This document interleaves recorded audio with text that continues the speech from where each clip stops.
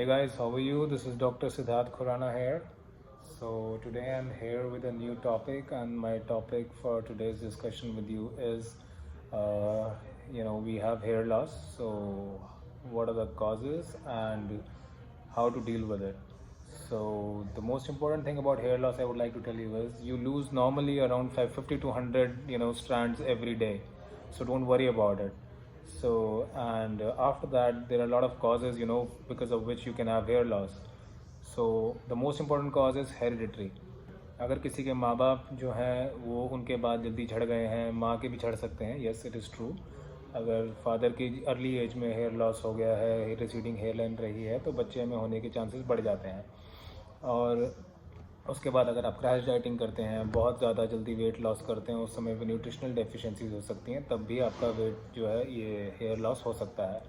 उसके बाद जो कई बार देखते हैं आप स्ट्रेस की सिचुएशन में वेट लॉस भी ये हेयर लॉस होता है. उसके बाद कई बारी लेडीज़ जो हैं मोस्टली अपना जो है बन बनाती हैं पीछे and they pull their hair very tightly. So वो मत किया कीजिए, उसकी वजह से एलोपीसिया होने के चांसेस, एलोपीसिया मतलब हेयर लॉस होने के चांसेस, यहाँ से आपके ट्रैक्शन जब होता है, प्रेशर जब लगता है, तो then that causes due to excessive pull hair breakage होता है और उसकी वजह से भी लेडीज़ को हेयर लॉस होता है. तो please remember this step ladies, don't tie your hair very tightly.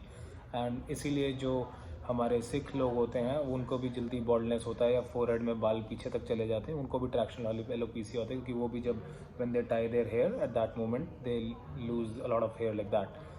Then there are a lot of diseases in which it can happen, like diabetes. There is hypothyroidism. There is hypothyroidism is decreased thyroxine hormone in the body. So because of that also you have so many symptoms in that, but one of the symptoms is hair loss. And then there are nutritional deficiencies like vitamin B12 and other nutrition deficiencies like zinc, which can lead to hair loss. So these are the causes which you need to remember. And like testosterone abuse is also very important nowadays. Bodybuilders exploit, and people going to gym exploit a lot of steroids and all, and they take testosterone as a base steroid. That also causes hair loss. So why does hair loss occur? What happens is when we take testosterone from outside, or in guys we actually have more amount of testosterone in our body as compared to ladies. So what happens is when we take a lot of testosterone from outside, if we are a bodybuilder or in any other sport athletically we are taking it, or as guys normally we have testosterone, what happens is this testosterone in the presence of an enzyme known as 5-alpha reductase. This enzyme is present in your skin, in your liver, in your hair follicles, and also in your prostate. So these are the 4 places where this enzyme is present. So what happens is in this skin, liver, then your prostate, which is down in your around your urinary bladder, and then hair.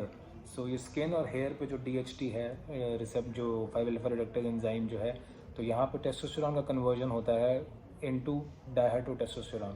So which is due to this presence of this enzyme converts testosterone to dihydrotestosterone. So now this testosterone, this dihydrotestosterone which is formed, it is 5 times more potent than testosterone, and this dihydrotestosterone causes hair loss. I'm talking about this hair loss, but simultaneously dihydrotestosterone has a different effect on your chest hair and your hair on your back. तो कभी भी आप steroid abusers को देखेंगे, so they will be having a lot of hair on their chest, so they wax or they take off their hair, and they lose hair from the head, because इधर का जो hair है that is sensitive to DHT. And DHT करता है क्या इधर के बालों को, ये ब्लड सप्लाई जो होता है वहाँ पे उस ब्लड सप्लाई को हिंडर करता है, वहाँ पे ब्लड सप्लाई कम हो जाता है, जिसकी वजह से न्यूट्रिशन नहीं पहुँचती है, न्यूट्रिएंट्स नहीं पहुँचते हैं, और उसकी वजह से हेयर लॉस होता है, हेयर थिनिंग हो जाती है, हेयर टूट के गिर जाता है, फॉलिकल डेड हो जाता है. So that is the main reason behind your hair loss. बाकी न्यूट्रिशनल डेफिशिएंसीज तो हैं ही हैं जो मैंने आपको बताई, और डिजीज़ जो बताई उनमें भी होता ही है.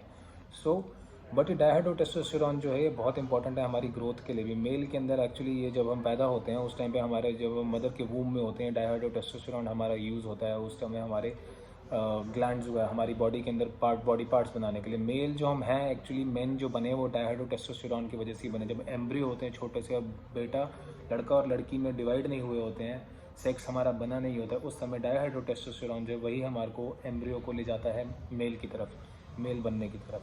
सो dihydrotestosterone is very important. But बाद में अब जब हम बड़े हो जाते हैं उस समय डायहाइड्रोटेस्टोस्टेरोन की वजह से ये हमें प्रॉब्लम्स आती हैं. सो अब ट्रीटमेंट में हम क्या कर सकते हैं? I hope I am making myself clear to you. So अब हम ट्रीटमेंट में क्या कर सकते हैं? अब डायहाइड्रोटेस्टोस्टेरोन जैसे हमें कल्प्रिट दिख रहा है इसके अंदर, तो हमें उसको कंट्रोल करना है. अब आप मिनॉक्सिडिल सब्सटेंसेस लगा सकते हैं. मिनॉक्सिडिल क्या करता है? ये आपके क्या कहते हैं वहाँ की वेसल्स को डायलेट करता है। मैंने आपको बताया था जो वेसल्स जो हैं वहाँ पे अपने न्यूट्रिएंट्स वगैरह कम पहुँचते हैं, हेयर फॉलिकल मर जाता है, इसलिए मिनॉक्सिडिल लगा के वेसल्स वगैरह डायलेट हो जाती है। वो हम स्कैल्प पे लगाते हैं, शैम्पू की फॉर्म में भी आता है, उसके बाद स्प्रे की फॉर्म में भी आता है। आप उसको स्कैल्प पे लगाते हैं, स्कैल्प पे लगाने के वेसो डायलेटेशन होती है वहाँ पे। It is a वेसो dilator, arterial dilatation कराता है मोस्ट इंपॉर्टेंटली, जिसकी वजह से क्या होता है वहाँ पे न्यूट्रिएंट्स पहुँचने शुरू होते हैं, इंक्रीज ऑक्सीजन पहुँच जाता है, ब्लड पहुँच जाता है, न्यूट्रिएंट्स पहुँचते हैं, उसकी वजह से आपको जो है हेयर को नरिशमेंट मिलती है और इफेक्ट आता है, हेयर लॉस कम हो जाता है। तो 40% ऑफ द मेन जो है 3 से 6 महीने के अंदर they experience a good effect from minoxidil. But minoxidil की प्रॉब्लम क्या, ये बाल जो आप गेन करेंगे उसके बाद जब आप इसको छोड़ेंगे दोबारा से हेयर लॉस हो जाएगा। अब जो है इसीलिए ये लगानी पड़ती है, लाइफ लॉन्ग लगाते रहते हैं लोग। और उसके बाद थोड़े बहुत साइड इफ़ेक्ट्स भी हैं, जो साइड इफ़ेक्ट्स हैं उसके बाद उसको वेरी करके डर्मेटोलॉजिस्ट की नॉलेज के अंदर वो लगाने होते हैं।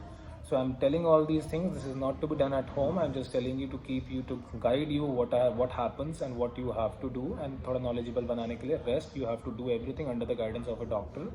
I'm myself a doctor. Just open this channel and giving guidance to you people. For there are a lot of myths around the world, around in the society. So I'm just doing this in a noble cause that everyone knows what is actually happening.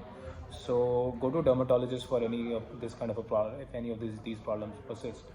So, and then secondly, there is a drug known as finasteride. It is a 5-alpha reductase enzyme inhibitor. I told you 5-alpha reductase enzyme जो होता है हमारे skin में होता है, हमारे hair में होता है, हमारे लिवर में होता है, हमारे प्रोस्टेट में होता है, जो कन्वर्ट करता है टेस्टोस्टेरोन को डाइहाइड्रोटेस्टोस्टेरोन में। तो अब हमें क्या करना है, ये 5-alpha reductase enzyme को अगर हम इनहिबिट कर दें, डाइहाइड्रोटेस्टोस्टेरोन नहीं बनेगा, तो हमारे सर पे बाल भी जो है नहीं झड़ेंगे और हमारे बाकी जो है चीज़ें वो भी नहीं होंगी। सो इसलिए फिनेस्टेराइड जो है ये भी एक ड्रग दी जाती है इस केस के अंदर। तो this can also be done, yeah. So yeah, these are the things which you have to do, and I hope this piece of information is helpful for you. And इससे हम ये एक पीस ऑफ लर्निंग ले सकते हैं कि anabolic steroids का abuse मत करो अगर कोई कर रहा है तो। और बाकी जो डिजीज़ हैं वो तो चलो डिजीज़ हो ही जाती हैं, so you can go to a doctor to deal with them. So I hope this information is helpful to you. Yeah.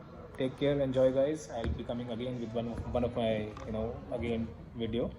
So kindly subscribe to the channel and like it if you like it. Yeah. Thank you.